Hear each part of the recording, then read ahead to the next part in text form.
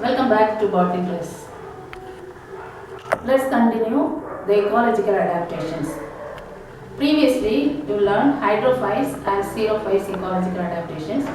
Today, we are going to learn mesophytes, epiphytes and hyalurophytes ecological adaptations.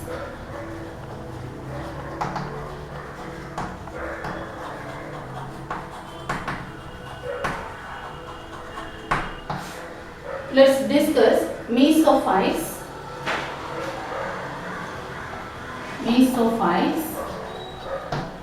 epiphytes and hyalurophytes today. Previously you learned hydrophytes and xerophytes. There are different adaptations seen in different types of plants. Mesophytes, epiphytes and hyalurophytes. What are called mesophytes? The mesophytic plants which lives in moderate environmental conditions. The moderate plants called as mesophytes. So these plants neither grows on neither too wet nor too dry areas. Normal plants, so what you are seeing around us, these plants are called as mesophytes. What are the adaptations? Ecologically, already you know that there are different adaptations observed in several kinds of plants. So mesophytes also shows various differences. The various adaptations seen morphologically, morphological adaptations, anatomical adaptations and physiological adaptations.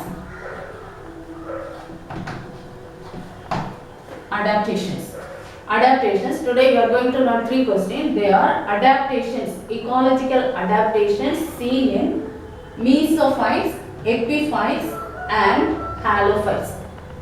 There are three questions. Mesophytes, epiphytes and hyalurophytes. What are the adaptations observed in various plants? First one is mesophyte. So under each category there are three different adaptations are observed. What are they?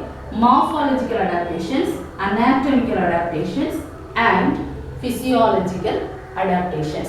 So when you learn this question, you can write under three headings: morphological adaptations, anatomical adaptations and physiological adaptations. Under morphological adaptations, which includes the morphology of a plant, which includes root, stem and leaf. Root, stem and leaf. So under this heading, morphological adaptation, you remember this point, you write about root system. What about the root system? How the root is adapted to adjust the environmental condition regarding this plant. Then stem and the leaf. Anatomical differences. There are anatomically, internally, when you observe the plant under microscope, you take a section and keep it under microscope, it reveals different parts, various parts. What are the differences, shows or variations seen among these plants? So there are different parts like cuticle, epidermis, mesophyll and vascular tissue. So under this heading, anatomical adaptations, you write about cuticle. What about the cuticle in mesophyte? What about the cuticle in epiphyte? What about the cuticles in hyalurophytes? Then epidermis. What about the epidermis? What about mesophyll? What about the vascular tissue? Then finally, physiological adaptations. You know that there are a number of physiological processes which are taking place in the body of plant. So how this physiological processes takes place? So under this, first you remember how to answer this question. because all these questions are point wise. Point wise question you give more importance because when you score full mark, this type of question you have to prefer at the time of examination. So you learn all these points very clear. Let's see one by one. Mesophytes. Differences. Ecological adaptations observed in mesophytes. You know that the mesophytes are the common plants, moderate conditions, which lives or grow in moderate conditions. What are the morphological adaptations? So under this heading, you write about this root stem and what about the root system. Normally, you know, when the plant grows, the root system produces under the ground. So here is the root. In this mesophytic plants, which possess the root consists of root cap as well as root hair. Here at the end of this, there is a root cap. The root cap is present in this mesophyte plants. Roots possess root cap and root hair. One word or two more question which is important. Under root you mentioned this point, root cap and root hair is present in mesophytes. The stem, you know that the stem is the aerial part of the plant. The stem which is highly branched. Stem is aerial part and the stem is highly branched. Then what about the leaf? The leaf, you know, there are different shades of leaf in the mesophytic plants. Different shades. This is one shade and this is another shade. So different shades, various shades of the plants, which is broad, long leaves are present in mesophytes. Then anatomical differences. So externally, morphological characters, which is, shows the external characters. What are the observable characters through our eye? So the root and the stem, if you uproot it, we can see the system of the root system, whether it is taproot system or fibrous root system, monocots or dicots, we can differentiate. And stem as well as leaf. But anatomical adaptations, anatomy, how will you observe this anatomical adaptations? When you take a section and keep it under microscope, because it's made up of number of cells. This is an example. These cells we couldn't see through the naked eye, so keep it under microscope and observe this. So this consists of various parts, or it reveals different parts. They are cuticles. So in mesophytic plants, at first there is a layer called epidermis. Normally there is a protective layer which is called as epidermis. Outer to this there is a cuticle is present. But in this mesophytic plants, there is a cuticle, the cuticle which is present as moderate. And the epidermis is well developed, which consists of stomata. The upper epidermis and the lower epidermis which possess stomata. And in the mesophyll, this mesophyll tissue which is found in the leaf, between this upper and lower epidermis, this is the upper epidermis, and in the lower epidermis, here upper and lower epidermis in the leaf of mesophytes. This is upper epidermis, this is lower epidermis, and in between this region is known as mesophyll. In mesophytes, this mesophyll is differentiated into two different types of cells, that is this part which is made up of palisade parenchyma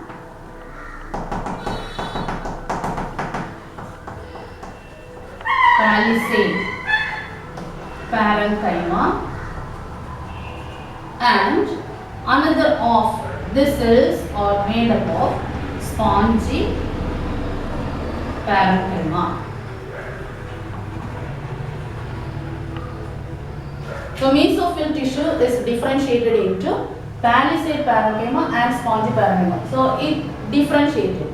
Dorsiventral leaf is differentiated into palisade and spongy parenchyma. So under mesophyll, palisade parenchyma as well as spongy parenchyma is present. Then vascular tissue which includes xylem and phloem. Xylem and phloem are well developed in mesophytes. So these are the anatomical differences observed in mesophytes. Now what are the physiological adaptations in mesophytes? Physiological functions are normal in mesophytes and wilting or drooping takes place at room temperature. So if there is a scarcity of water, drooping or wilting takes place. These 2 points you write under physiological adaptations. So this physiological adaptations you may prepare for 2 more questions because only 2 points are there. What are the 2 points? First point, this mesophytes, all the physiological functions are normal. What are physiological functions? There are a number of physiological functions including respiration, transpiration, photosynthesis in green plants. So these all normal physiological functions occur in this mesophytes. And wilting and drooping. If scarcity of water at normal temperature, room temperature, this scarcity can observe in mesophytes. I hope that you understand this question very clear. First you write about morphological adaptation. The question is ecological adaptations seen in mesophytes.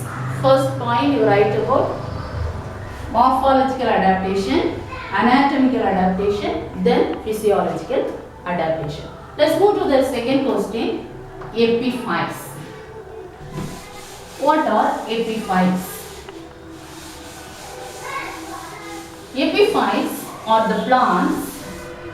You know that epiphytes are the plants which grow perch on other plants. What's the meaning perch? Which needs a support, which require a support on other plants. These are not things like parasites because it has the ability to synthesize its own food. So photosynthesis process is normal. But only for support, it needs another object. Such a plants comes under the category epiphytes. What are the morphological adaptations? So morphologically, the plants are adapted in such a way. The first morphological adaptation regarding root. The roots in epiphytes are 2 different types. They are clinging root and aerial root. There are 2 different types of roots observed in epiphytic plants. Example of epiphytes, you know, there are number of orchid as well as money plant. These are comes under epiphytic plants. Orchids, you know, money plant also very common example. These all plants possess 2 different types of root. Clinging root. The clinging root which helps the plants to fix firmly to the supporting object, either another plant or any other object. So another plant. So it do not take place food or water from this supporting plant. Clinging roots just for fix the plant, fix the epiphyte to fix the epiphyte strongly or firmly, it needs this clinging root. Clinging root is helps. So function of clinging root which fixes the epiphyte to the supporting plant. Aerial roots. There are aerial roots. These roots are green color roots which just hangs down on the air. So these roots have a special type of spongy tissue known as velamen. So this tissue is very important to absorb the moisture from the atmosphere. So these 2 types of roots are observed in this epiphytic plants root. Then the stem. Most of the stems of epiphytes are succulent in nature. Most of the epiphytes, it develops a pseudobulb or tubers. Bulb or pseudobulbs, or it produces tubers.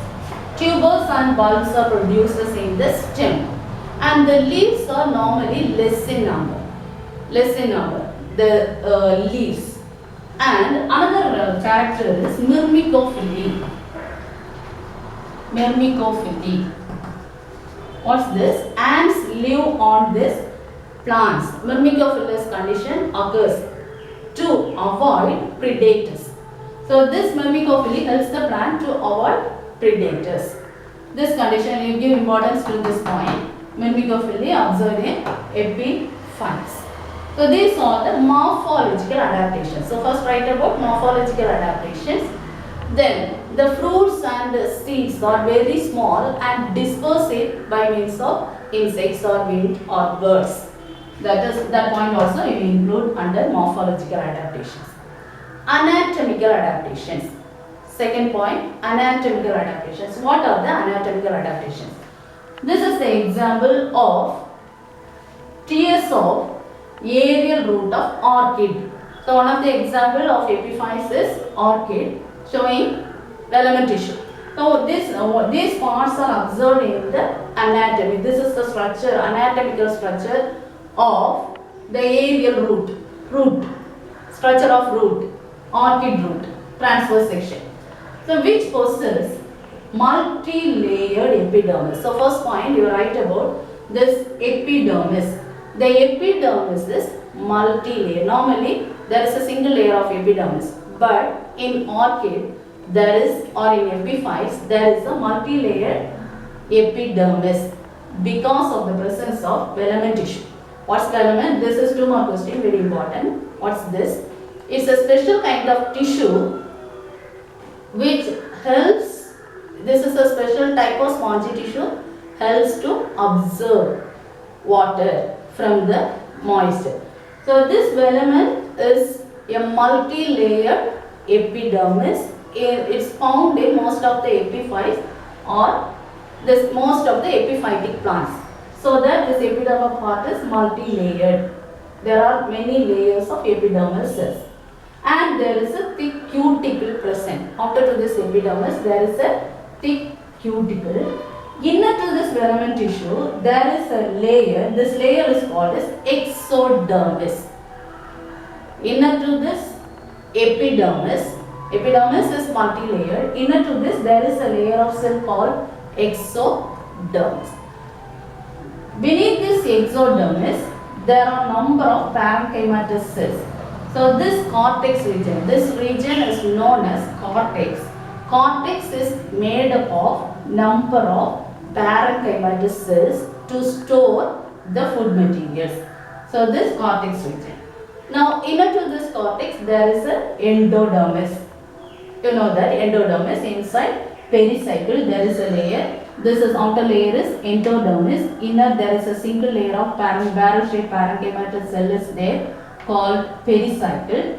And inner to this the xylem and phloem are arranged alternatively. These are the xylem vessels.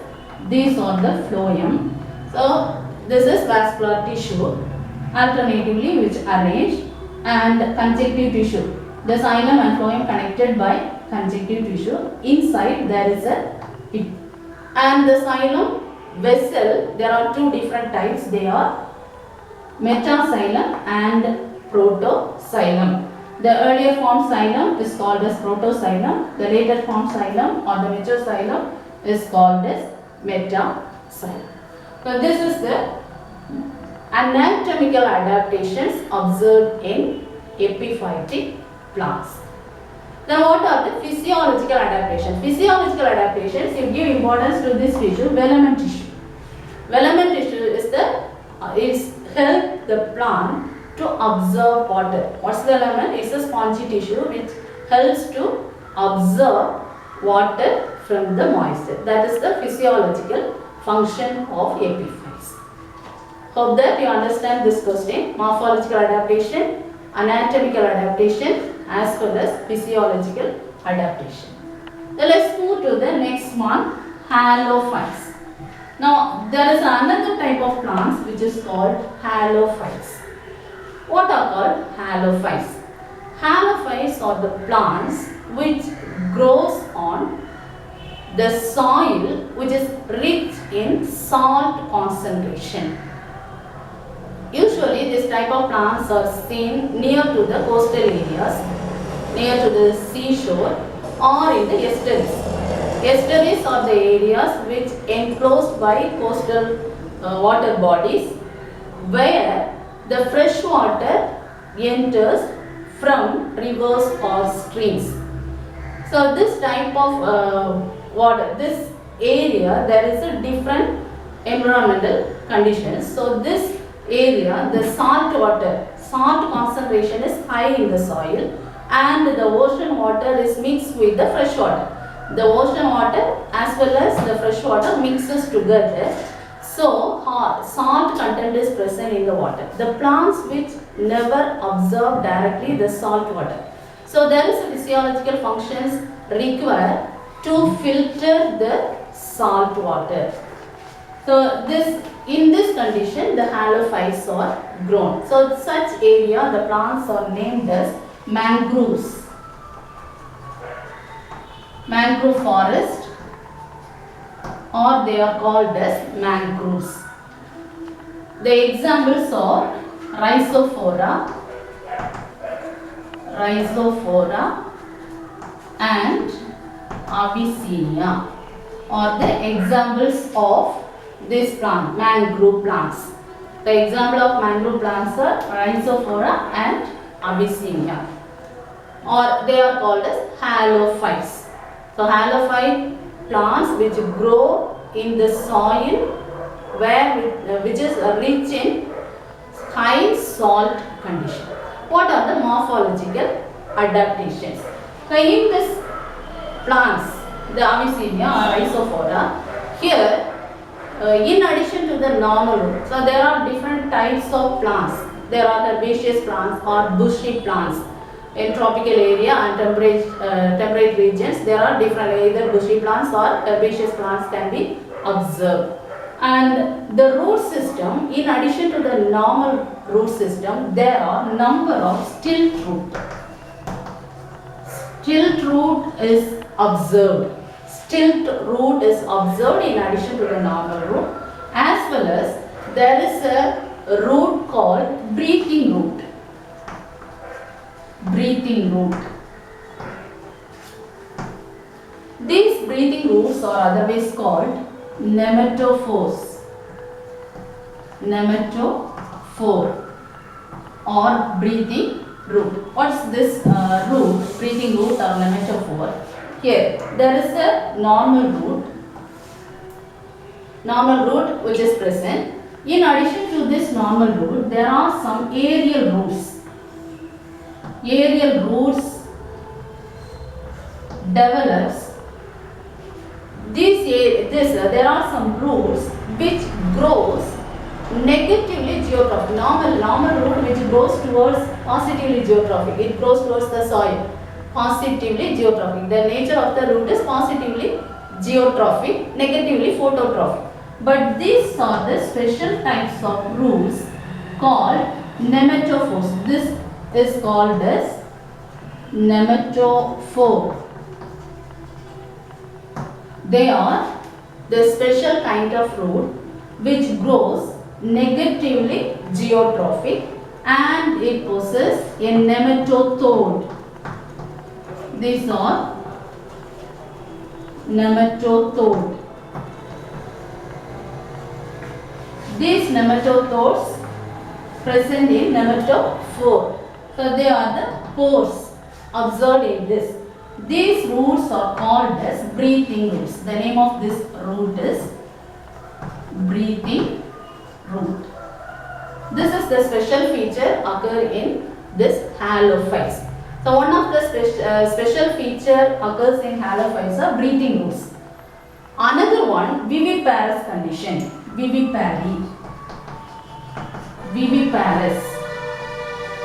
mode of seed germination. Viviparous seed germination. So these two are very important in Hyalurophytes. In Hyalurophytes there are breathing roots and viviparous seed germination. So viviparous seed germination. This viviparous seed germination is inside the fruit the seed germinate. Because when the seed falls down in the mud, here it is salty nature and poor, aeration is very poor. So the seed may not germinate. So within the plant, within the fruit itself, here is the twig, here leaves, these are the leaves, and the fruit is present here. This is the fruit. So it starts to germinate within the fruit. The seeds start to germinate within the fruit, and after germinating it falls down. It falls down in the mud. After germinating within the fruit, the seed germinate.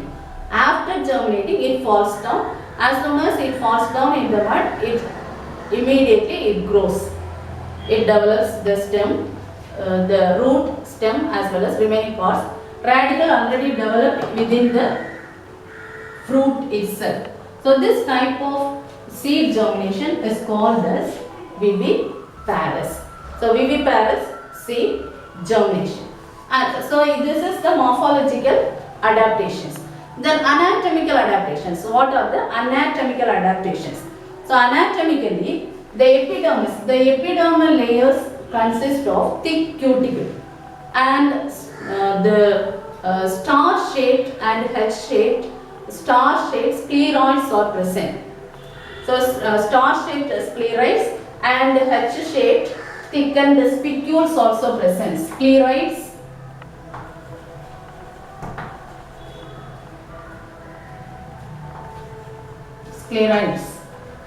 and spicules.